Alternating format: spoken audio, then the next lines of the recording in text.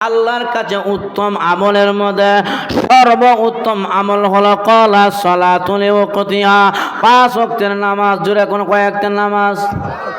এখন আমাদের সমাজের যুবককে যদি বলে যুবক মসজিদে আয়, যুবক কয় হুজুর আমার শরীর ভালো না। আছে না নাই? যদি কয় যুবক মসজিদে আয়, কয় হুজুর আমার কাপড় ভালো না। আমি কইলাম ভালো না হওয়ার পিছে কারণ কি? বলে রাস্তায় দাঁড়ায় পেশাব করেছি, জাকি দেওয়ার সময় কিছু মাটিত পড়ছে, কিছু কাপড় পড়ছে। আছে না নাই? যদি বলে যুবক মসজিদে আসো, যুবক বলে হুজুর কেবল বিয়া করছি, এখনো হাতের মেহেদিটাও যায় নাই, কয়েকদিন পর মসজিদে আসবো না। এই প্রকার যুবক আছে না নাই? আচ্ছা বলেন দেখি, নবীর সাহাবীরা বিয়া করে নামাজ ছেড়ে দিয়েছে, এমন কোন ইতিহাস আসেনি? আমরা তাই বিয়া করছি লাগে হাতের মেহেদি নষ্ট হয়ে যাবে উজু করলে, আয় না বাহানা। নবীর সাহাবীরা বিয়া করে নামাজ ছেড়ে দিয়েছে এমন কোন ইতিহাস নাই। আল্লাহ নবীর দরবারে এক মহিলা গেছে, গিয়া কয় নবী আমার তো বাপও নাই মাও নাই, একটা কাজ করেন, ছেলে একটা দেখে আমার বিয়া করাইয়া দেন, সংসারটা করি। অনেক সময় আমরা মেয়ের বাপ যারা হয় এরা গিয়া ইমাম সাহেবের কাছে গিয়ে, ইমাম সাহেব আমার মেয়েরা দাওয়ার অভ্যাস করছে, একটা ভালো ছেলে দেখে বিয়া করাইয়া দেয়, আমরা বলি না? নবী কয় মহিলা তুমি যে বিয়ে করবা ছেলেটা কেমন লাগবো তোমার দেখতে শুনতে? কেমন? ও কালার দলা এটা কোনো সমস্যা নাই, তবে 3টা গুণে গুণান্বিতই তুইব। কয় গুণে? কথা কয় না, কয় গুণে? 3 গুণ। নবী কয় কোন দেখি তোমার গুণগুলো কি, দেখি খুঁজা ভাইনি তোমার পাত্র। মহিলা কয় ইয়া রাসূলুল্লাহ, যে ছেলে আমারে বিয়া করব, এই ছেলের মধ্যে 1 নম্বর গুণ থাকতে হবে সারা রাত্র ইবাদত করে 365 দিন। খামসার সেরি প্রত্যেক দিন তাহাজ্জুদের নামাজ নফল ইবাদত করে, 1 দিন আর 2 দিন না, 365 দিন। নবীকে বাবা যে বড় শর্ত দিছ, 365 দিন বলে সারা রাত ইবাদত। আচ্ছা দ্বিতীয়টা কও কি? দ্বিতীয় নম্বর গুণ হইল যে ছেলে আমার বিয়া করব 365 দিন রোজা রাখতে হবে। আচ্ছা কোন দেখি রমজানে 30টা রোজা রাখা যায় না, কত ফজিলত দেই, এই রোজা রাখলে এই সেই। এর পরে 5 দিন যাওয়ার পরে দেখা যায় নসিরুদ্দিন লাল পর্দার ভিতরে ডাইলের বড়া খা। ইমাম সাহেব কি আমার গ্যাস্ট্রিক আছে না নাই? মহিলা কয় 365 দিন রোজা রাখবে, এমন ছেলে যদি পান তাহলে তার কাছে বিয়া করবো। আচ্ছা কোন যদি সারা বছর রোজা রাখেন কে আছে? আছে কেউ? শর্ত কঠিন না সহজ? কঠিন। আল্লাহ নবী কয় 3 নম্বরটা কি? 3 নম্বরটা হলো যে ছেলে প্রত্যেক দিন একটি করে কোরআনের খতম দেয়, এমন ছেলে হইলে তার কাছে আমি বিয়া বসবো। আল্লাহ নবী কয় যে শর্ত দিছ ভাই কিনা আল্লাহ জানে। ঠিক আছে যাও, আমি সাহাবায়ে কেরামের কাছে বলি আসেনি কি কাছে। আল্লাহ নবী বিশ্ব নবী রাহমাতুল লিল আলামিন সমস্ত সাহাবীদেরকে ডাকলেন। সাহাবীরা নবীর দরবারে আসার পর আল্লাহ নবী বললেন, সাহাবীরা রে, মদিনাতে এমন একজন সুন্দরী মেয়ে আছে, কে বিয়া করবা? আল্লাহ নবী যখন সুন্দরের কথা বললেন, সব সাহাবী হাত উঠাইল। কারণ পুরুষের একটা অভ্যাস হলো পুরুষকালে বিয়া করতে মন চায়, এটা হলো পুরুষের চাহিদা। আর মহিলাদের চাহিদা হলো মহিলারা কালে স্বাস্থ্য কাপড় এটা তুই হেডা হেডা তুই হেডা দুরকম ঠিক কিনা। আর যুবক ভাইদের অভ্যাস হলো বয়স যদি হয় 18, কয় কেবল আমার 12.5। সমাজের মধ্যে ইয়াং থাকতে চায়। আর বুড়া মানুষের অভ্যাস হলো বয়স যদি হয় 70, কয় 95 বয়সী। সমাজে মুরব্বী তো। আল্লাহ নবী কয় রে সাহাবীরা, বিয়ে করবা শর্ত আছে 3টা। 1 নম্বর শর্ত হলো সারা বছর সারা রাত ইবাদত করতে হবে। 2 নম্বর শর্ত হলো সারা বছর রোজা রাখতে হবে। 3 নম্বর শর্ত হলো প্রতিদিন আল্লাহর কোরআনের একটি করে খতম দিতে হবে। আল্লাহর নবী শর্তগুলো যখন নাকি বলে দিলেন, অর্ধেক সাহাবী বসে গেছে, না আমাদের ভিতরে গুণগুলো নাই। আর অর্ধেক সাহাবী দাঁড়ায় আছে। আল্লাহর নবী বললেন, সাহাবীরা রে তোমরা যে দাঁড়ায় রইলা তোমাদের ভিতরে কি গুণগুলো আছে? তারা বলে হুজুর আমরা আগামী কালকে বুঝিয়া বলবো না আমাদের ভিতরে গুণগুলো আছে কিনা। তারাও বসে গেছে। একজন যুবক সাহাবী ওই মজলিসের মধ্যে দাঁড়ায় আছে। আল্লাহ নবী বললেন, আরে সাহাবী তুমি যে দাঁড়ায় রইলা তোমার ভিতরে কি 3টি গুণ আছে? বলে হ্যাঁ আমার ভিতরে 3টি গুণ আছে। আল্লাহ নবী বললেন, সাহাবী ভালো করে বলো। বলে হুজুর আমার ভিতরে 3টি গুণ আছে। নবী কয়ে তাহলে যাও ওই সুন্দরী মেয়েটার সাথে তোমাকে বিবাহ আবদ্ধ করে দিলাম। মেয়েটা এমন গুণওয়ালা ছেলের কাছে বিয়া বসতে চেয়েছে। এবার আল্লাহর নবী বিশ্ব নবী ওই মহিলার সাথে সাহাবীকে বিবাহ আবদ্ধ করে দিলেন। এবার সাহাবী নতুন বধূ নিয়া সুন্দরী বধূ নিয়া বাড়ির দিকে রওনা হয়েছে। বাড়িতে যাইতে যাইতে এশারের সময় হয়ে গেছে। কারণ আজ থেকে 40 বছর আগে যারা বিয়া করেছে তারা বলতে পারবে বিয়ার বাড়িতে রাতের বেলা বিয়ার মজা জমতো, ঠিক না? পালকে দিয়া বউ নিয়ে যাইতো, রাতের বেলা বিয়ার বাড়িতে বিয়ার মজা জমতো। কিন্তু এখনের ছেলে ফেলেরা এশারের সময় দেয় না, এমন প্রেসার দেয় আসর আগে বউ নিয়ে বাইতে। আবার কিছু কিছু বলান আছে আসরের টাইমটাও দেয় না, 6 মাস আগের থেকে টেলিফোনে, ও শোনা গো আমার তো রাতের বেলা ঘুমা ধরে না। আছে না নাই?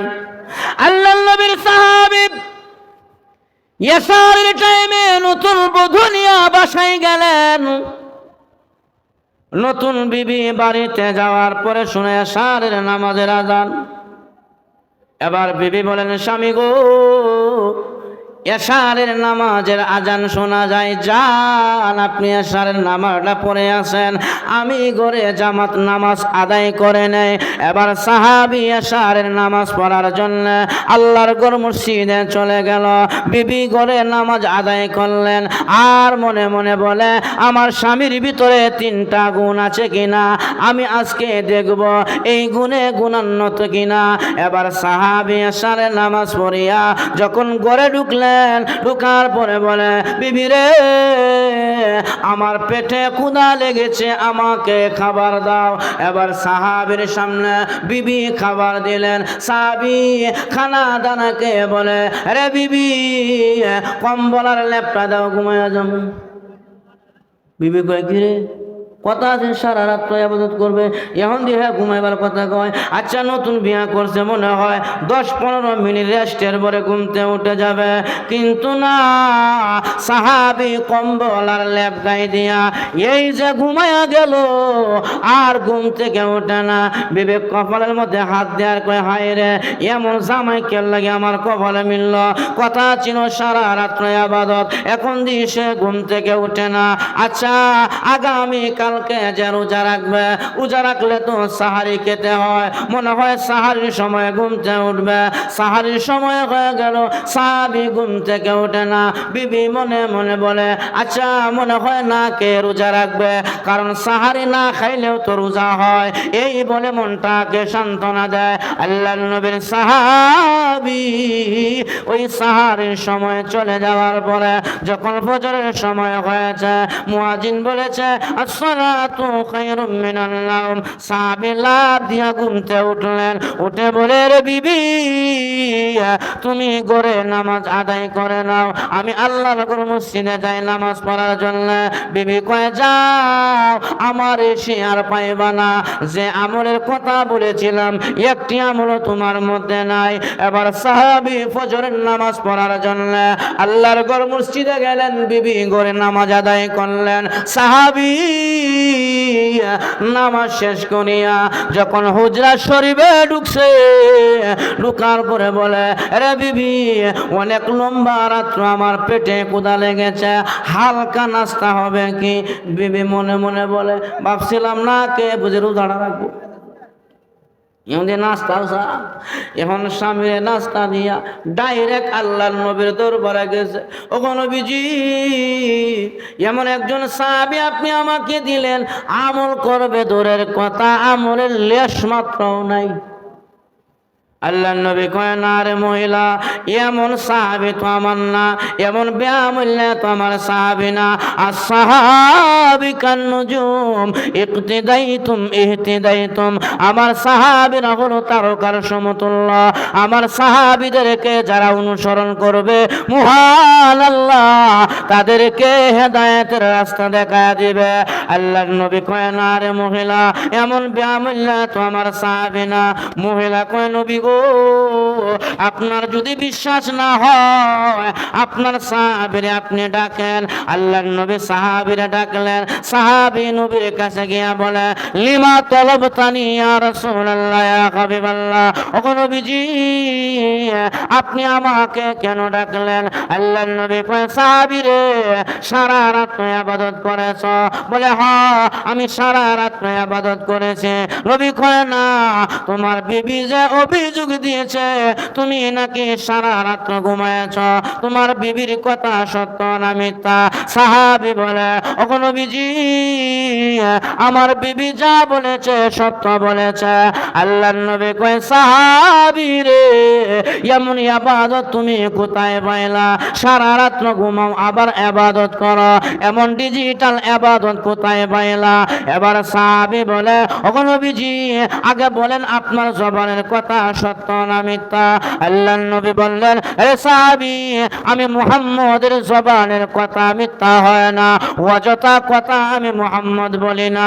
মুহাম্মদ হারগিজ লা গুফতা তানা গুফতা জিবরাইল, জিবরাইল হারগিজ লা গুফতা তানা গুফতা রব্বুল জলিল। আরে সাহাবী আমি মুহাম্মদের জবান থেকে অযথা কথা বের হয় না, আল্লাহর অনুমতি ছাড়া আমি মুহাম্মদ কথা বলি না। এবার সাহাবী বলে, নবী গো আপনার জবানের কথা যদি সত্য হয়, আপনি না ঘোষণা দিয়েছেন কোন বান্দা বান্দি যদি এশারের নামাজ পড়িয়া দান করাতে সুন্নত তরিকায় ঘুমায়া যায়, আবার ফজরের নামাজ জামাতের সাথে আদায় করতে পারে, আপনার জবানের ঘোষণা ওই সমস্ত বান্দা বান্দির আমল নামার মধ্যে মহান আল্লাহ সারা রাত্র ইবাদতের সওয়াব লিখে দেয়। এই বেলা কালি বইবে লারা ভেরিতে লারাইও না। তাহলে আল্লাহর নবীর সাহাবী কয়, নবী গো সারা রাত ইবাদত করি আপনি ভাইছেন? কয় হ ভাইছি। আরে বিবি আমি আগে বলছি আমি সারা রাত ইবাদত করি। সাহাবী কয়, বিবি কয় ভাইলাম। 2 নম্বরে নবী গো আপনার সাহাবী রোজা রাখে নাই? আল্লাহর নবী কয়, সাহাবী রোজা রাখছো? কয় হ। বিবি কয় না, কোন সময় রাখছি? সকালবেলা নাস্তা খায় আমার পিছে পিছে আইছি। আল্লাহর নবী কয়, সাহাবী কি বলে তোমার? বিবি কয় হ নাস্তা খাইছি। নবী কয়, সাহাবী রে এটা কেমন রোজা রে? সকালবেলা নাস্তা খাইলেও রোজা ভাঙে না। এ সাহাবী এটা কেমন রোজা? সকালবেলা নাস্তা খেয়েছ আবার বলছ রোজা রেখেছ। সাহাবী বলে, নবী গো আপনার জবানের কথা সত্য, ঠিক বলে 100% সত্য। এবার সাহাবী বলে, ওগো নবীজি আপনি না বলেছেন 1-10 আপনার জবানের ঘোষণা, মান জাবিল হাসানাতি ফালাহু মিন আশরি আমসালিহা, 1-10 আপনি বলেছেন। নবী কয় হ্যাঁ 1-10 আমার জবানের ঘোষণা। এবার সাহাবী বলে, ওগো নবীজি 1 যদি 10 হয় আমি রমজানের 30টি রোজা রাখছি, 1টি রোজা যদি 10টি রোজার সমান হয়, 10টি রোজা 100 দিন রোজা রাখার সমান সওয়াব। ওগো নবীজি আরো 10টি রোজা 100 দিন রোজা রাখার সমান সওয়াব, আরো 10টি রোজা 100 দিন রোজা রাখার সমান সওয়াব।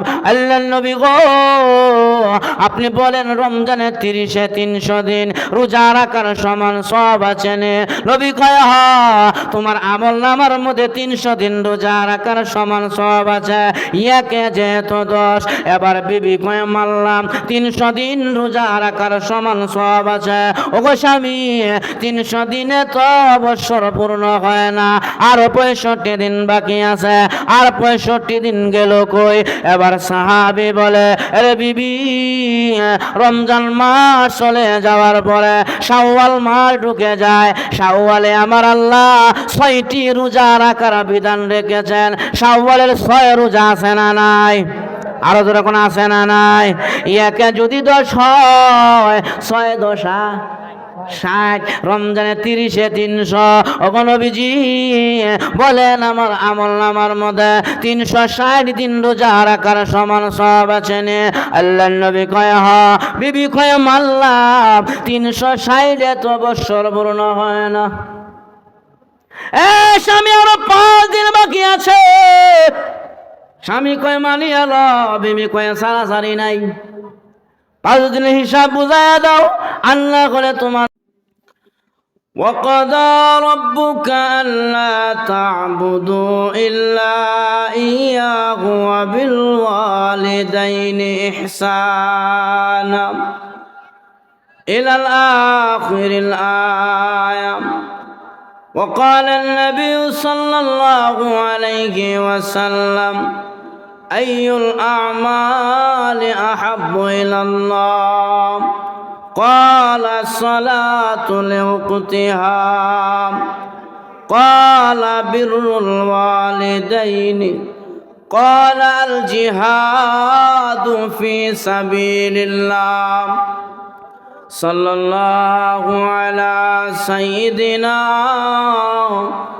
ومولانا محمد وعلى آله وأصحابه وبارك وسلم. بلغ العلا بكماله، كشف الدجى بجماله، حسنت جميع خصاله. صلوا عليه وآل لا إله إلا الله. جر لا إله আওয়াজ লা ইলাহা ইল্লাল্লাহ, লা ইলাহা আরো জোরে লা ইলাহা ইল্লাল্লাহ, লা ইলাহা ইল্লাল্লাহ, লা ইলাহা ইল্লাল্লাহ, লা ইলাহা লা ইলাহা ইল্লাল্লাহু মুহাম্মাদুর রাসূলুল্লাহ সাল্লাল্লাহু আলাইহি ওয়াসাল্লাম।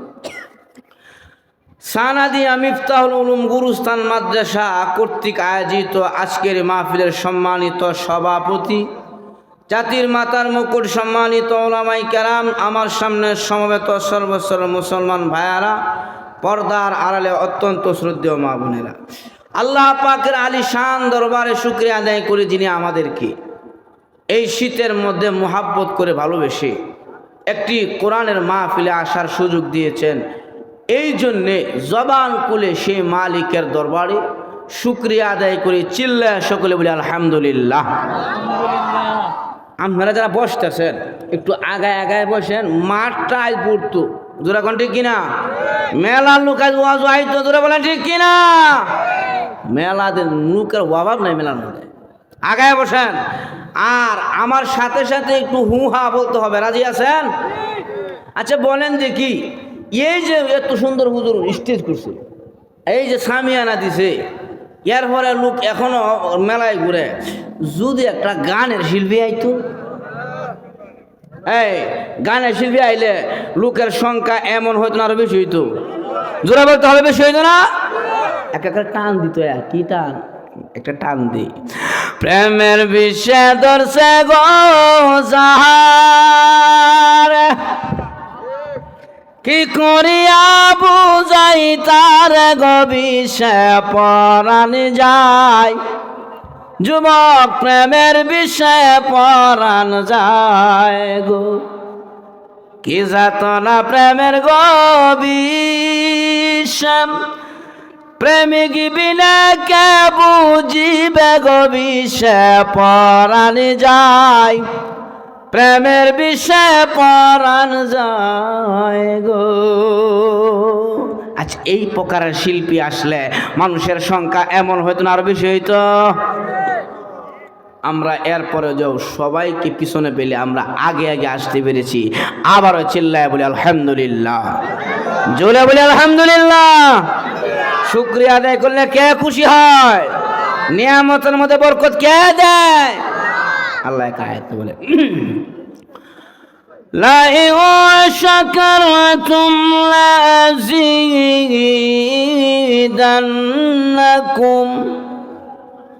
ওয়ালাইন কাফারতুম ইন্না আযাবি লাশাদীদ। না, ও এই আওয়াজ হইতো না, সামনে নির্বাচন, একটু জোরে বলতে হবে আল্লাহু আকবার। জোরে দ্বারা বলা যাবে না।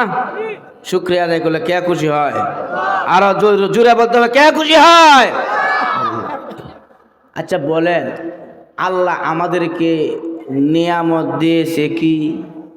আল্লাহ নিয়ামত আমাদেরকে দেয় নাই? হাত কার দেওয়া নিয়ামত? জোরে বলতে হবে কার দেওয়া নিয়ামত? চোখ কার দেওয়া নিয়ামত? জবান কার দেওয়া নিয়ামত? আল্লাহ এক আয়াতে বলছে, আলাম নাজআল লাহু আইনাইনি ওয়া লিসানাও ওয়া শাফাতাইন।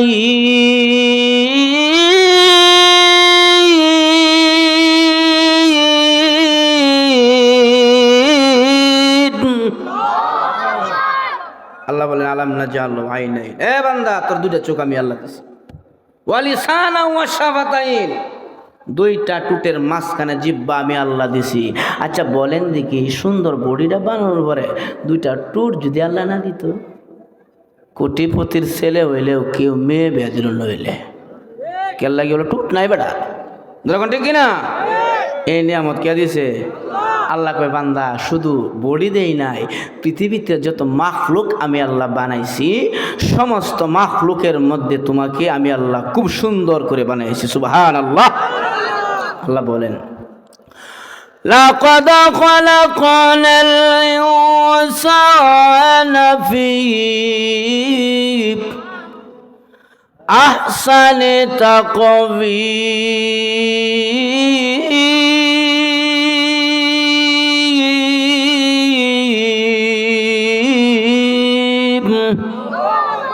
আল্লাহ বলেন আমি আল্লাহ আহসান, আহসানুল কুল্লি শাই, প্রত্যেকটি বস্তু থেকে সুন্দর করে বান্দা আমি আল্লাহ তোমাকে সৃষ্টি করেছি। সুবহানাল্লাহ। যেন যত মাখলুক আল্লাহ বানাইছে, সমস্ত মাখলুকের মধ্যে খুব সুন্দর করে আল্লাহ সৃষ্টি করেছে মানব জাতিকে। জোরে কোন ঠিক কিনা? জন্য সমস্ত মাখলুকের সাথে আমরা দামি, সৌন্দর্য আমাদের বেশি। এই জন্য আমার ভাই আল্লাহ নবী বিশ্ব নবী রাহমাতুল লিল আলামিন বলেন, উম্মতেরা রে, দামি মাখলুক হয়েছে, শ্রেষ্ঠত্ব তোমাদেরকে বেশি দেওয়া হয়েছে।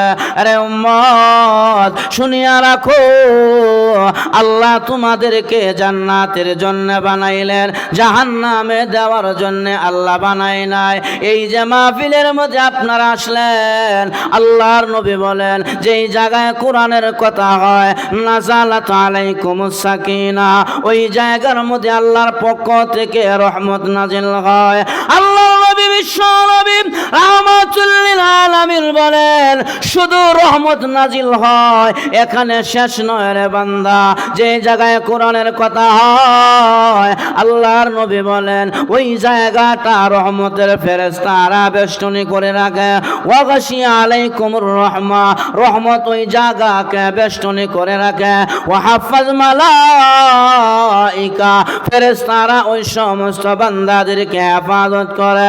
শুধু এখানে শেষ নয়, যেই জায়গায় কোরআনের কথা হয় ওই জায়গা থেকে ফেরেশতারা একজনের উপর বর করে করে আরো সে মহল্লায় চলে যায়, আল্লাহর কাছে চলে যায়। আমার আল্লাহ ডাক দিয়া কয়, ফেরেশতারা রে, এই যে সানাদিয়া মিফতাহুল উলুম গুরুস্থান মাদ্রাসায় আমার কিছু বান্দারা কনকনে শীতের মধ্যে কম্বলার লেপ ছাড়িয়া, ঘর বাড়ি ছাড়িয়া, বিবি বাল বাচ্চা ছাড়িয়া তারা কেন বসে আছে? ফেরেশতারা তখন বলে, প্রভু গো, তারা তোমার জান্নাতে যেতে চায়, জাহান্নাম থেকে বাঁচতে চায়, তোমার রাজামন্দি চায়, তোমার সন্তুষ্টি চায়। আমার আল্লাহ ডাক দেয় কয়, ফেরেশতারা রে, আমার বান্দা বান্দিরা কি আমি আল্লাহর জান্নাত দেখেছে? না গো প্রভু, তোমার জান্নাত দেখে নাই, তোমার জাহান্নাম দেখে নাই, তুমি আল্লাহকেও দেখে না। এরপরে উলামায়ে কেরামের মুহাব্বতে দুনিয়ার সব সারিয়া তুমি আল্লাহকে খুশি করার জন্য কোরআনের মাহফিলে বসে গেল। আমার আল্লাহ তখন ডাক দিয়া বলে, ফেরেশতারা রে, তোমরাই বলেছিলে মানুষ বানাইবার দরকার নাই, ওরা দুনিয়াতে মারামারি করবে, কাটাকাটি করবে। রে ফেরেশতা, আজ তাকায়া দেখ, সানাদিয়া গুরুস্থান মাদ্রাসায় আমার বান্দারা কষ্ট করে বসিয়া বসিয়া আমি আল্লাহর কোরআনের আলোচনা শুনতেছে। ওরে ফেরেশতারা, তোদেরকে সাক্ষী রাখি আমি আল্লাহ ঘোষণা দিয়া গেলাম, যারা আমি আল্লাহর কোরআনের মাহফিলে বসে গেল, আমি আল্লাহ তাদের তামাম জিন্দেগীর সমস্ত গুনাহগুলো মাফ করে দিলাম। টক জান্নাত জিতছেন, এই জায়গায় মাহফিলে এসে টক জান্নাত জিতছেন। হে জমা ভাই, কে আয়ো আয়ো এদিকে আয়ো, হে হে হে বেগম মজা কার দেখা উল্টা ফাল্টা খালি শুরু করছে, হে ডাক দিছি। তাহলে আমার ভাইয়েরা, মাহফিলে এসে আপনারা টক জান্নাত জিতছেন, আরো জোরা বলে জিতছেন না টক জান? চিল্লায় আবার বলে আলহামদুলিল্লাহ। আমার ভাইয়েরা, এই জন্য আমার ভাইয়েরা, আল্লাহ রাব্বুল আলামিন আপনাকে আমাকে জাহান্নামের জন্য বানায় নাই রে বান্দা, জান্নাতে দেওয়ার জন্য বানায়ছে। আল্লাহ একটা উসিলা দিয়া, ওয়াবতাগু ইলাইহিল ওয়াসিলা, এই জায়গাটা হয়তো পারে কিয়ামতের দিন আল্লাহ আপনাকে ক্ষমা করার উসিলা হয়ে যেতে পারে। আল্লাহর বান্দা সমস্ত কাজ বাদ দিয়া আল্লাহর কোরআনের কথা শুনেছে, এই বসাকে উসিলা বানায় আমার আল্লাহ কিয়ামতের দিন আপনাকে মাফ করে জান্নাতি বানায়া দিবে। জন্য আবার বলি আলহামদুলিল্লাহ। আমার ভাইয়েরা, আমি আপনাদের সামনে যে আয়াতে কারিমা তেলাওয়াত করছি, আমি আমার তেলাওয়াতকৃত আয়াতে চলে যাই। আল্লাহ বলে, কাদা রব্বুকা আল্লাহ তা'বুদু ইল্লা ইয়াহু। হে পৃথিবীর মানব গোষ্ঠী, তোমাদের জন্য আমি আল্লাহর পক্ষ থেকে রায় হয়ে গেছে, সিদ্ধান্ত হয়ে গেছে, ফয়সালা হয়ে গেছে। রায় হবে এমনটা নাই, রায় হয়ে গেছে, কাজা হয়ে গেছে। ও কাদা, কাজা হয়ে গেছে, সিদ্ধান্ত দিয়া দিছি, দিব এমন না। কি সিদ্ধান্ত? আল্লাহ কয় সিদ্ধান্তটা হলো আল্লাহ তা'বুদু ইল্লা ইয়াহু। হে পৃথিবীর মানুষ, সিদ্ধান্তটা হলো আমি আল্লাহ ছাড়া কারো ইবাদত করিও না। আল্লাহ ছাড়া কারো ইবাদত, আমরা কার ইবাদত করব? আর যারা কোন কার ইবাদত? আল্লাহ বানাইছে তো আল্লাহর ইবাদত লাগে, যারা কোন ঠিক না? আল্লাহ এক আয়াতে বলেন, وَمَا خَلَقْتُ الْجِنَّ وَالْإِنسَ إِلَّا لِيَعْبُدُونِ।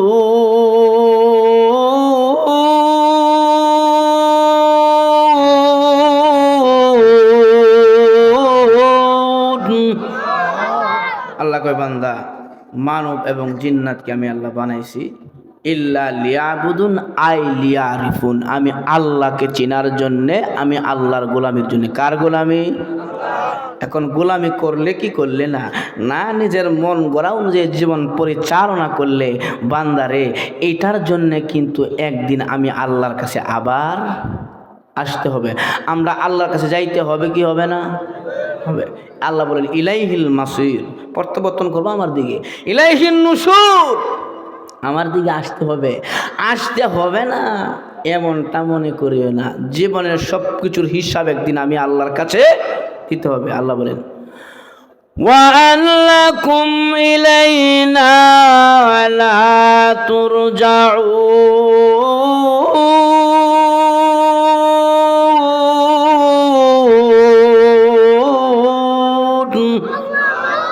জীবনের সব কিছুর হিসাব একদিন আমি আল্লাহর কাছে এসে দিতে হবে। এই জন্য সমস্ত নবীরা দুনিয়াতে আসার পরে একটা দাওয়াত দিয়েছে, ইয়া কওমি ইবুদুল্লাহ মা লাকুম মিন ইলাহিন গায়র, হে আমার জাতি, হে আমার সম্প্রদায়, এক আল্লাহ ছাড়া কাহারও ইবাদত করিও না। তাহলে আল্লাহর প্রথম ফয়সালা হলো বান্দাবান্দি, আমি আল্লাহ সিদ্ধান্ত দিছি আমি আল্লাহর ইবাদত ছাড়া কাহারও ইবাদত করিও না। যেমন সাহাবীরা আল্লাহর নবীর প্রশ্ন করছে, সালতুন নবী সাল্লাল্লাহু আলাইহি ওয়াসাল্লাম, ওগো নবীজি আইয়ুল আমালি আহাব্বু ইলাল্লাহ, আল্লাহ যে আমাদেরকে বানাইছে আল্লাহর ইবাদত আমল করার লাগে, আল্লাহর কাছে ইবাদতের মধ্যে সর্বোত্তম ইবাদত কোনটি আমাদেরকে জানায় দেন। আল্লাহর নবী কয় ক্বালা সলাতু লিওয়াক্তিহা, ও সাহাবীরা ইবাদতের মধ্যে উত্তম ইবাদত হলো 5 ওয়াক্তের নামাজ। কেন নামাজ? আর ওদের এখন কেন নামাজ? আজকে আমাদের সমাজে নামাজি কম, যাও দুই একজন যায় মসজিদে, খালি কিছু মতো খালি সেজদাটা দিয়ে মাথার মাথা মাটির মাথাটা ফালাই উঠে এলা আছে না নাই? কয়ে চাটা বানা মসজিদে যায়, চা দোকানদার মসজিদে যাবেন, আমার চা খেতে বানাইতাম, আমি কি মসজিদে বসে থাকবো? যামু আর আছে না নাই? সেজদায় আমাদের সময় হয় না, 3 বার সুবহানা রব্বিয়াল আলা বলার মতো সময় আমাদের হাতে নাই। অথচ নবী সাহাবীরা আমাদের আকাবিরগণ ঘন্টার পর ঘন্টায় সেজদায় পড়ে রয়েছে, নবী ঘন্টার পর ঘন্টা সেজদায় পড়ে রয়েছে। আল্লাহর নবী বিশ্ব নবী রাহমাতুল লিল আলামিন একদিন ফজরের টাইমে নবীজি মসজিদে আসতে আল্লাহর নবীর দেরি হয়ে যায়। সাহাবীরা ফজরের জামাতের জন্য অপেক্ষায় দাঁড়ায় আছে, কিরে নবীজি এখনো কেন মসজিদে আসে না? আল্লাহর নবী মনে হয় ঘুমে পড়েছে, ঘুমের চাপ মনে হয় নবীর ভিতরে চলে আসছে। সাহাবীরা বলে আবু বকর যাও, আমার নবী মনে হয় এখনো সজাগ হয় নাই, আল্লাহর নবীকে ডাক দিয়া সজাগ করে দাও, ফজরের জামাতের সময় হয়ে যাচ্ছে। আবু বকর ডাক দিয়া বলে সাহাবীরা রে, নবীজির ঘুম ভাঙ্গাইয়া আমি আবু বকর বেয়াদবি করতে পারবো না, আমার দ্বারা সম্ভব নয়। এবার সাহাবীরা বলে আরে বেলাল, তুমি বলেছো আসসালাতু খায়রুম মিনান নাওম, ঘুম থেকে নামাজ ভালো। আল্লাহর নবী মনে হয় সজাগ পায় না, নবীজি মনে হয় ঘুমের মধ্যে আছে।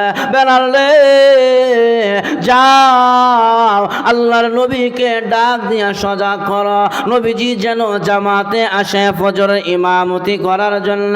হযরত বেলাল বলে হাই রে, এই ঠাডা বুঝি আমার উপরে পড়ছে, আমি খেল লাগি কইলাম আসসালাতু খায়রুম মিনান নাওম।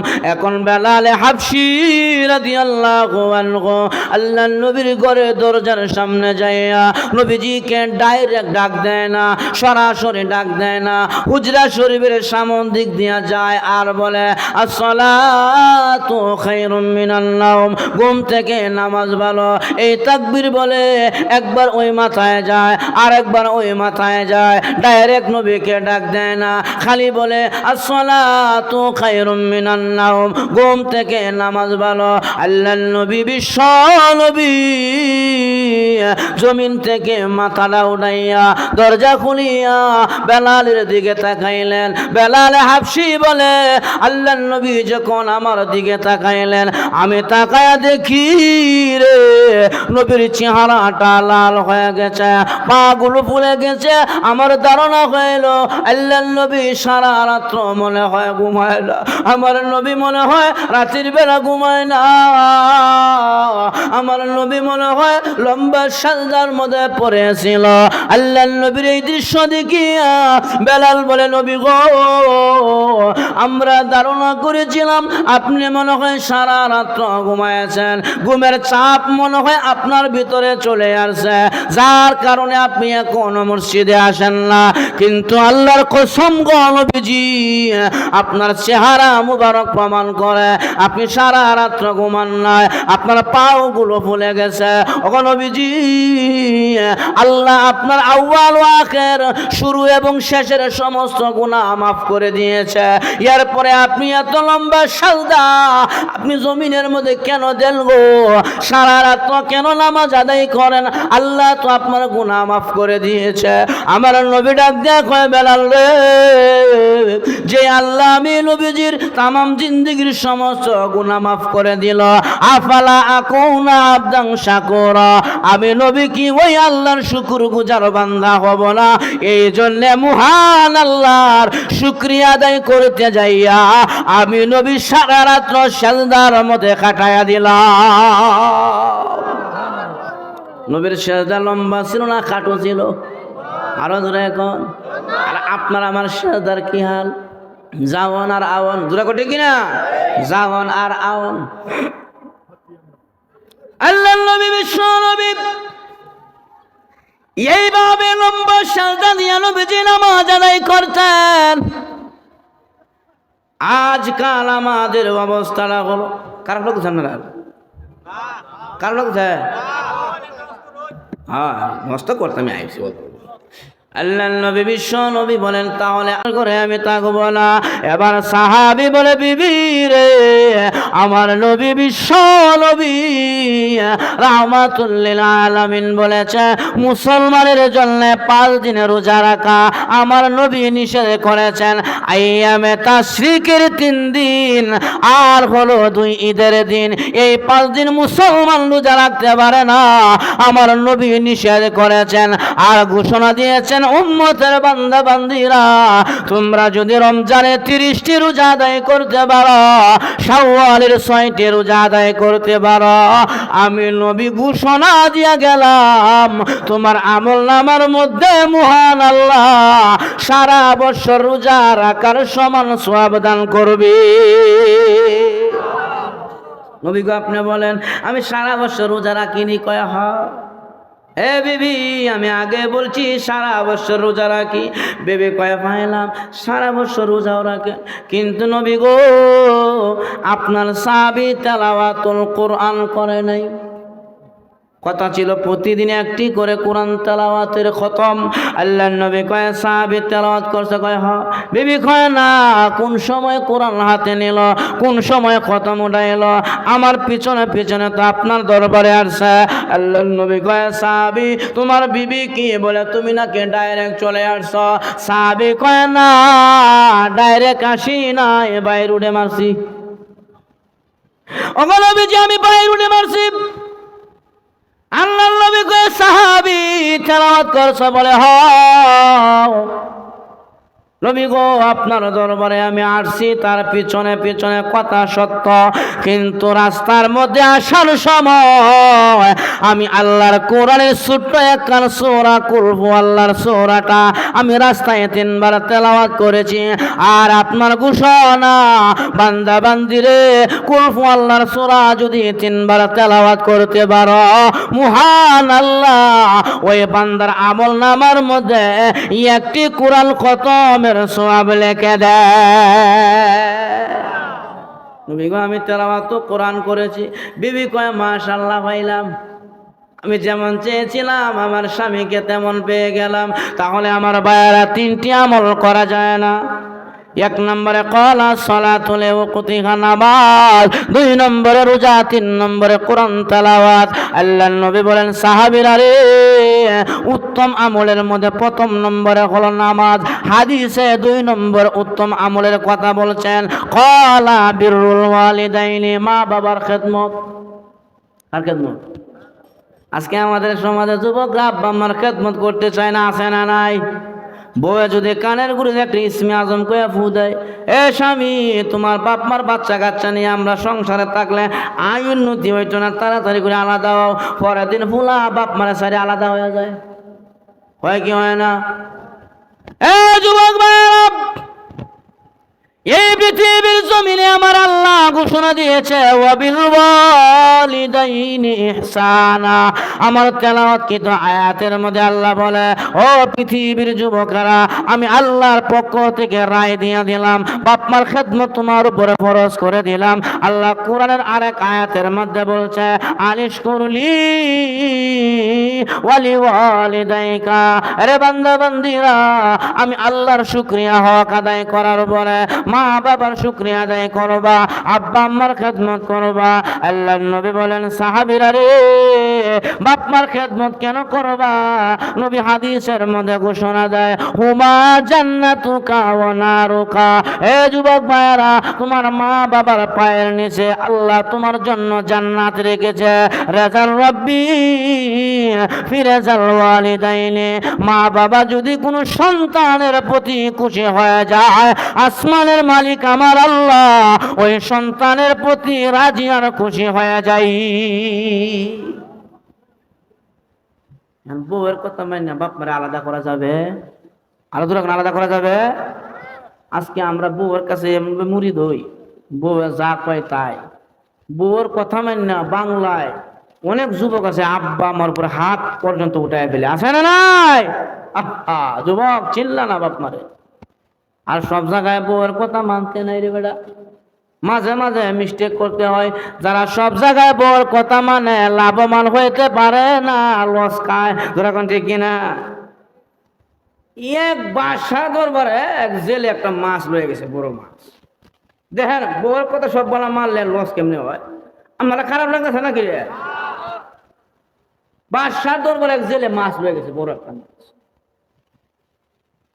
জেলে মনে মনে বলে, মাছটা বড় তো, বাদশার কাছে নিলে টাকা পয়সা হিসাব করতো না, বড় মাপের একটা টাকা দিয়ে দিব আমার। বাদশা মানুষ টাকা আছে। মাছটা নিয়ে যাওয়ার পরে ঘটনাক্রমে বাদশার যে ওয়াইফ আছেন, এরা খুব কিপটা হার কিপটা ফকিরা বিজ্ঞাপন তো দেয় না, এই বেড়ি বাড়িতে নাই। এখন বাদশার দরবারে মাছটা নিয়ে গেছে। বাদশাহ মাছটা দেখে খুব খুশি হয়েছে। খুশি হইয়া তারা 2000 টাকা দিয়া দিছে মাছের মূল্য। যা, আমার দরবারে নিয়ে আসছস, আমারটা বাদশাহ মানুষ, আত্মমর্যাদা আছে, সম্মান আছে, আমার দরবারে তুই নিয়ে আসছস। এখন জেলে খুব খুশি হইলো, যাক মাছটার দাম বালাই খাইছি, বাড়িতে গেছে। কিছুক্ষণ পর বাদশার ওয়াইফ যে বাহিরে আইছে, আয়া দেখে বিশাল লম্বা একটা মাছ। ও কেউ মাছটা কেটে দিছে। জেলে মাছটা দিয়ে গেছে, কাঁচামরি ধন্যবাদ একটু বোনা করো, দুপুরে দুজন মিলে খামনে। বউ কো মাছটা কি টাকাতে কিনে রাখছো না এমনি দিছি? ও না, 2000 টাকা দিয়ে দিছি। বলি আরে কি কো, এই মাছ 500 টাকা নিত না, ওই যে খাইলে ঘুরে দেবো কিপটিয়া। 500 টাকা দিয়ে মাছ কেউ নিবে না, তুমি 2000 টাকা দিছ। বলি গুসা করে জেল লেগেছে গা। বাদশা কো যাই হচ্ছে তাপ দিয়া দিছি। না না না, মাছ দিয়া টাকা ফেরত নিয়ে আসো। বাদশা কো দেওয়া, এটা কেমনে সম্ভব? কেমনে সম্ভব? আমি একজন বাদশা মানুষ, আমার দরবারে আসছে, আমার একটা ওয়াইফ আছে না। বউ কো চেঁচামেচি করো না, যা বলছি তা করো, আর না হলে হরতাল দিমু। আচ্ছা কোন দিয়ে? বউ যদি কানে করে কেন পেনপেনি করে আর ভালো লাগে? বাদশা কো এই ওয়াইফ, আমি কোন মুখে দিয়া করতাম জেলে রে, তোর মাছ তুই নিয়ে রে, আমার টাকা আমার দিয়া দি। এই যে একটা পুরুষ কথা কেমনে কইতাম? কারণ ওয়াইফে কয়েকটা বুদ্ধি দিয়ে দিই ভাই। জেলের কাছে গিয়া বলবা, জেলে তোর মাছ বেড়া না বেড়ি? যদি কয় বেড়ি, তাহলে তুমি বলবা একটা বেড়া মাছের দরকার। আর যদি কয় বেড়া, তাহলে তুমি বলবা একটা বেড়ি মাছের দরকার। দেখেন বেড়ি বুদ্ধি কম খারাপ না। এখন বাদশাহ কয়, বাপ রে তোর তো বুদ্ধি আছে রে বালা। গেছে জেলে গেছে, জেলে দিকে জি যাবো না বলেন। তোর মাছ এটা বেড়া না বেড়ি? জেলে তো তুমকে উঠছে, কিরি এটা কি কো? কত মাছ বিক্রি করলাম, মেয়েদের প্রশ্ন আমার কি করছে না। আর মাছ যারা বিক্রি করে এরা কি উড়াই দেয়, হ্যাঁ কোনটা বেড়া কোনটা বেড়ি?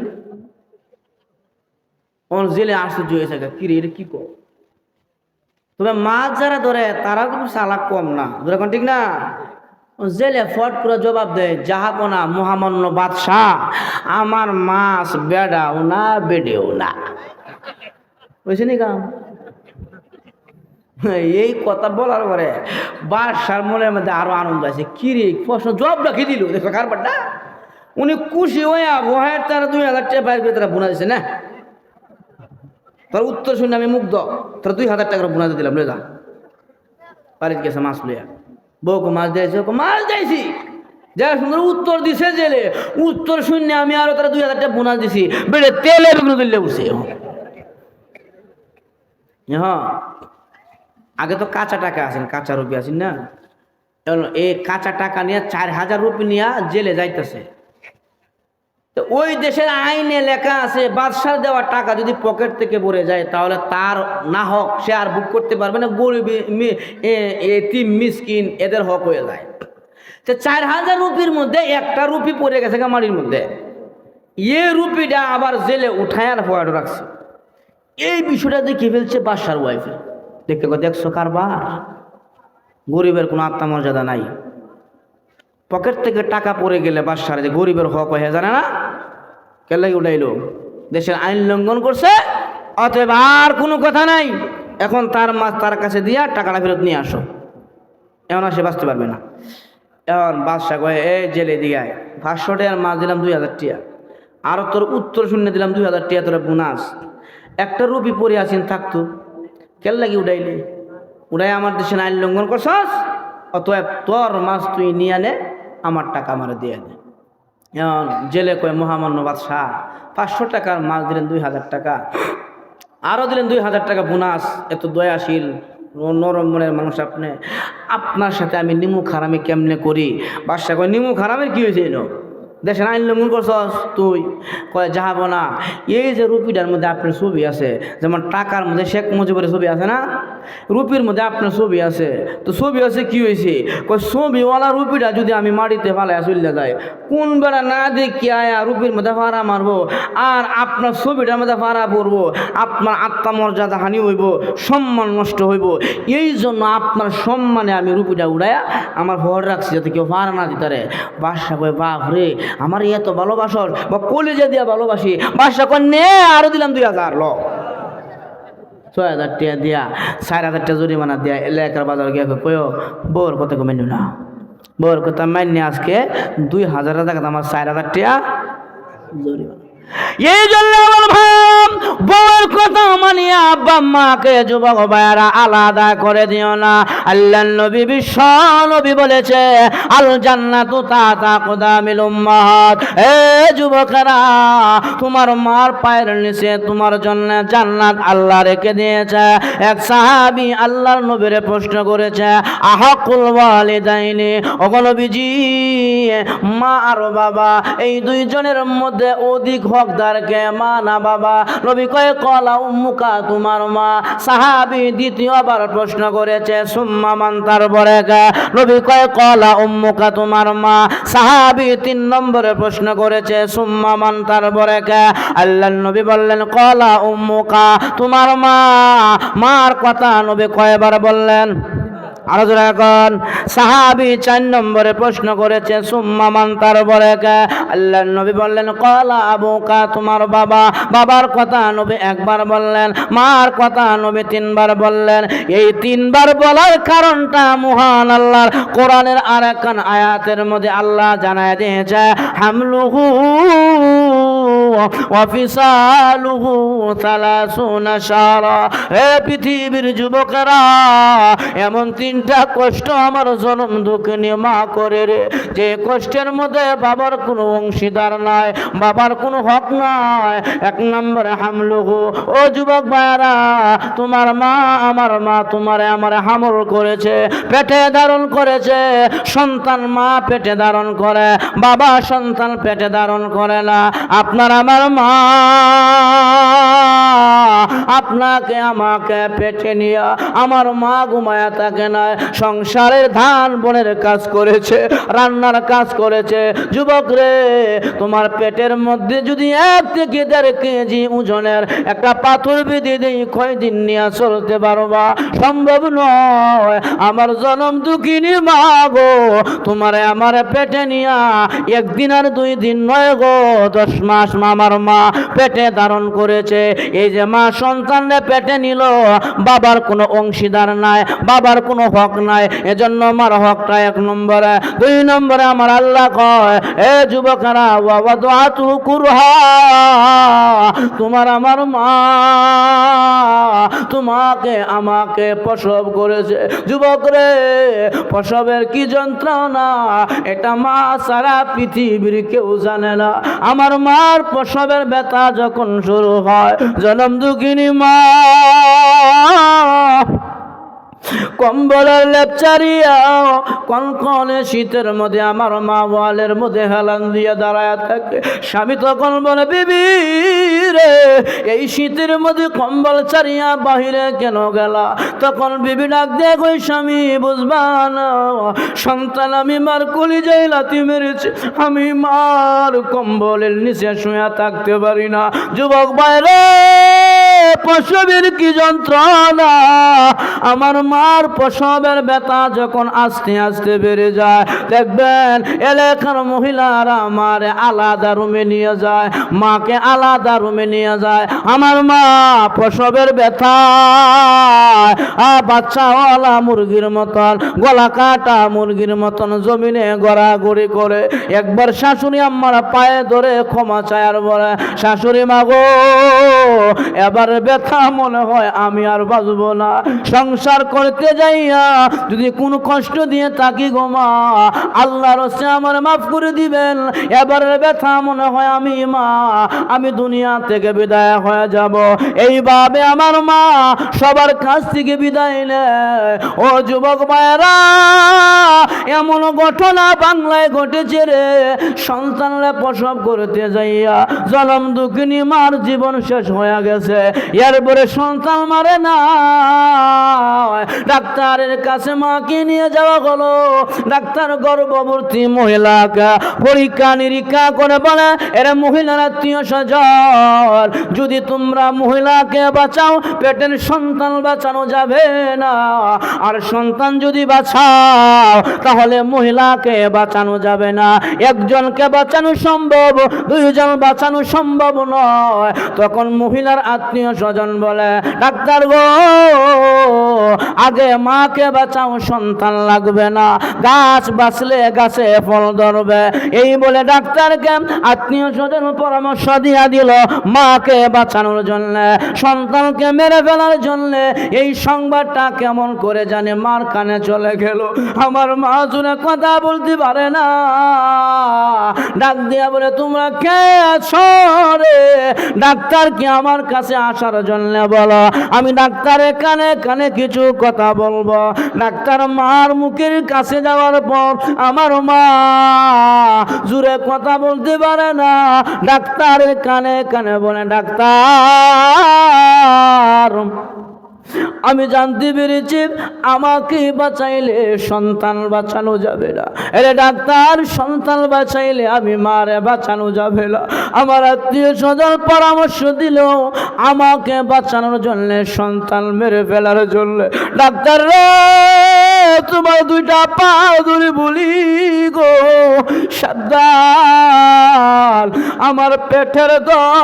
আমার পেটের দল সোনা মনিরে মায়েরো না। এরে ডাক্তার, 1 দিন আর 2 দিন লয় রে, আমি মা এই সন্তানারে 10 দিন পেটে ধারণ করেছি। ডাক্তার রে, দুনিয়ার আলু বাতাস আমি মার চাই না, আমি মা দুনিয়াতে আর বাঁচতে চাই না, আমার জীবন শেষ করে দাও। এরপরে আমার কলিজা ছেঁড়া ধন সন্তান রে মায়ের না। ও যুবক বারা, যে মা তোমাকে আমাকে বাঁচাইতে যায় নিজের জীবন বিসর্জন দেয়, এই মা বাবার সাথে কেমনে বেয়াদবি করে রে যুবক? আমার মনে বড় কষ্ট হয়। এজন্য আমার আল্লাহ কয়, উম্মতের বান্দা বান্দিরা, মার 2 নম্বর গুণ হলো মা সন্তানলে প্রসব করেছে, সন্তানলে বাবা প্রসব করে নাই। প্রসবের কষ্ট দুঃখ একমাত্র মা করেছে, আর কেউ করে নাই। 2 নম্বরে আমার আল্লাহ কয়, সালাসুনা শাহরা, 3 নম্বরে মার গুণ এই জন্য বেশি। আমার মা তোমাকে আমাকে 2 বছর 2.5 বছর দুধ পান করাইছে। সন্তানলে মা দুধ পান করায়, পৃথিবীর কোনো বাবা সন্তানলে দুধ পান করায় না। রাতের বেলা গভীর রাতে বাবা ঘুমায়া যায়, অন্য অন্য লোকেরা ঘুমায়া যায়, তুমি সন্তানের পেটে যখন ক্ষুধা লেগে যায় ওয়া ওয়া করে একটা আওয়াজ দাও। আমার মার কাঁচা ঘুম ভাঙ্গিয়া মা বুঝতে পারে রে আমার ছেলের পেটে ক্ষুধা লেগেছে। আমার মা গভীর রাত্রে তোমার মুখের মধ্যে দুধের স্তনটা ঢোকায়া দেয়, তুমি চুষে চুষে আমার দুধ পান করিয়া আবার রাতের বেলা ঘুমায়া যাও। এই যে সন্তানলে যে দুধ পান করায়, এই গুণটা একমাত্র আমার মার, পৃথিবীর কোন বাবা সন্তানলে দুধ পান করায় না। এই জন্য আমার নবী কয় মার গুণটা হইল 3 গুণ বেশি। 4 নম্বরে আমার নবী কয় কলা বোকা। এ যুবক ভাইরা, বাবার অবদান কম নয়। বাবার টাকা দিয়া টাকাওয়ালা হইল, বাবার বাড়ি দিয়া বাড়িওয়ালা হইল, বাবার গাড়ি দিয়া গাড়িওয়ালা হইলা, বাবার জায়গা জমিন দিয়া জায়গাওয়ালা হইলা, বাবাও সন্তানের জন্য অবদান কম রাখে না। দেখবেন বাবা সন্তানের জন্য নিজের সাজ পোশাক, নিজের আনন্দ পর্যন্ত বিসর্জন করে দেয়, বিসর্জন দিয়ে দেয়। সন্তান তোর আনন্দ তো আমি বাবার আনন্দ। ঈদের দিন বাবা টাকার অভাবে 2টা লুঙ্গি কিনে আনতে পারে না। আমার বাবা চিন্তা করলো আমি বৃদ্ধ হয়ে গেছি, আমার সন্তানের মুখের মধ্যে আমি হাসি ফোটাবো। বাবা একটা লুঙ্গি কিনে এনে সন্তানলে যখন নতুন লুঙ্গিটা দেয়, সন্তান নতুন লুঙ্গি পরিয়া মাঠে যায়। আমার বাবা 40 বছরের, 30 বছরের, 10 বছরের ছিঁড়া লুঙ্গি পরিয়া মাঠে যায় ঈদগার ময়দানে। ছেলেটা বলে আব্বা গো আমার জন্য নতুন লুঙ্গি কিনে আনলে রে বাবা, তোমার জন্য কেন আনলা না? তখন বাবা জবাব দেয় ছেলে রে, অভাবের সংসার, 2টা লুঙ্গি কেনার মতন সামর্থ্য আমার কাছে নাই।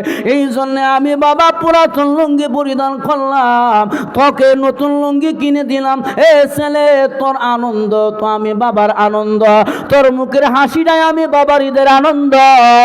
আমার গায়ে নতুন লুঙ্গি লাগবে না, তুমি যে পড়েছ এই জন্য আমার বাবার মনের মধ্যে আমি খুশি হইলাম। এই জন্য আমার ভাইয়েরা, আল্লাহর নবী বিশ্ব নবী রাহমাতুল লিল আলামিন বলে গেছে, উম্মতের যুবকেরা রে, এই পৃথিবীতে এমন কিছু জিনিস আছে রে, তাকায়া থাকলে সওয়াব হয়, ধরতে হয় না, সইতে হয় না। আল্লাহর ঘর বাইতুল্লাহ তাকায়া থাকবেন, আমলনামার মধ্যে অটোমেটিক সওয়াব ঢুকবে। আল্লাহর কোরআন তাকায়া তাকায়া দেখবেন, আমলনামার মধ্যে সব ঢুকে যায়। আল্লাহর নবী কই এমন 2টা চেহারা জমিনের মধ্যে আছে রে যুবক, নেক দৃষ্টিতে যদি একবার মা বাবার চেহারা দিকে তাকাইতে পারো, আল্লাহর নবী বলেন ওই সমস্ত যুবকের আমলনামার মধ্যে একটি হজ্জা বাইতুল্লাহর সওয়াব আমার আল্লাহ ঢুকায়া দেয়। বাপমার চেহারা দেখলে হজ করার মতন সোয়াব আমল নামায় চলে আসে। শোনো, মা বাবার চেহারা দাম কম না বেশি? আর কম না বেশি? এজন্য নবী কয় ক্বালা বিরুল ওয়ালিদাইনি। এ যুবক, 2 নম্বরে তোমার মা বাবার খেদমত। আল্লাহ কোরআনে বলছেন ওয়াবিল ওয়ালিদাইনি ইহসানা।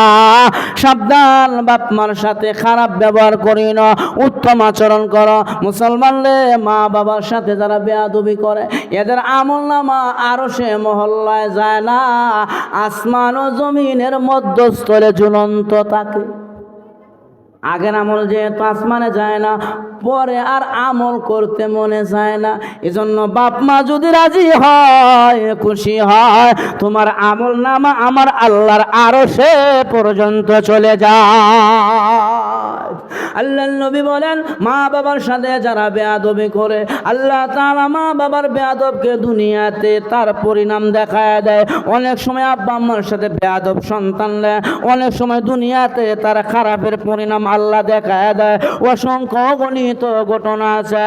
আব্দুল কাদের জিলানী গুনিয়াতুত তালিবিল কিতাবের ভিতরে উল্লেখ করেছে, হজ্জা বাইতুল্লাহ আব্দুল কাদের জিলানী তওয়াফ করে সাফা মারওয়ায় যায়। নাই। হঠাৎ করে দেখে একটা যুবক বাইতুল্লাহর এক পাশে বসে ইটের উপরে হাত রাখিয়া আর একটা ইট দিয়া নিজের হাতের মধ্যে জোরে জোরে আঘাত করে হাতের আঙ্গুলের রক্ত মাংসগুলো ছিটকে গিয়ে আলাদা পড়তেছে।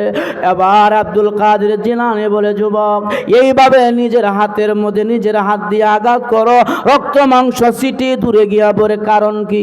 যুবকটা বলে, আব্দুল কাদের জিলানী রে, আমি আজ থেকে আরো 19 বছর যাবত বাইতুল্লাহ তাওয়াফ লাগায় আল্লাহুম্মা লাব্বাইক বলে আল্লাহর ডাক দেয়, আর আমার আল্লাহর পক্ষ থেকে জবাব আসে, লা লাব্বাইক ইয়া আব্দি, বান্দা তোর উপস্থিতি আমার আল্লাহ গ্রহণ করে না, আল্লাহ তোর ডাক শুনে না, লা লাব্বাইক ইয়া আব্দি, এই বলে আমার পাল্টা জবাব দেয়।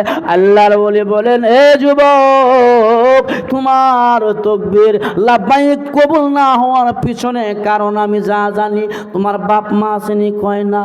এ যুবক, বাপ মা নাই? বলে না। এ যুবক, তোমার বাপ মা যে মারা গেছে তোমার উপরে রাজি খুশি ছিল কিনা? যুবক কয়, হুজুর আমার বাবারে আমি পাই নাই, কিন্তু মারে পেয়েছিলাম। মাকে পাওয়ার পরে আমার মারে আর আমার বউরে বাড়িতে রাখি আমি সফরে ছিলাম। আমার সফররত অবস্থায় আমার ওয়াইফে মা সম্পর্কে কিছু খারাপ কথা আমার বলছে। আমি আমার বউকে খুশি করতে যাইয়া সফর থেকে এসে আমি আমার মার উপরে আঘাত করেছি। আল্লাহর ওলি রে, আমি যুবকের আঘাতে আমার জলম দুঃখিনী মা দুনিয়াতে বিদায় হয়েছে।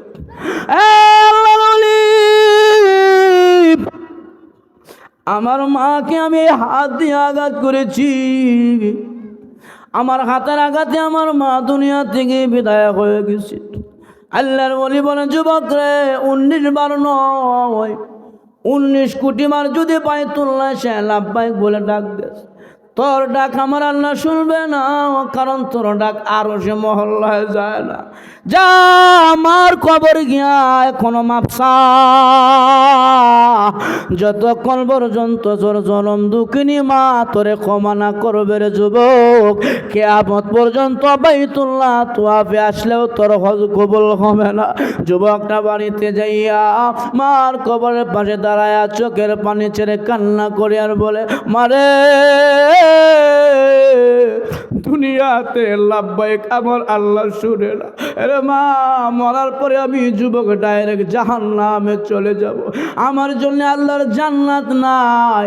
যে আল্লাহ দুনিয়াতে আমার ডাক শুনে না, ওই আল্লাহ আমি সন্তানে মরার পরে জান্নাত কেমনে দিবে? মারে, আমার মাফ করি দে, আমি তোর সন্তান, আমার কোনো আমল নামা আরো সে যায় না, দুনিয়াতে আমার ভালো লাগে না। এমন সময় কবর থেকে আওয়াজ আসছে, সন্তান রে যা, আমি মা তোরে মাফ করে দিলাম। গায়েব থেকে আমার আল্লাহ ছেলের কানে কানে শোনা দেয়, সন্তান রে আমি আল্লাহ তোর হজ কবুল করে নিলাম। তাহলে আমার ভাইয়েরা,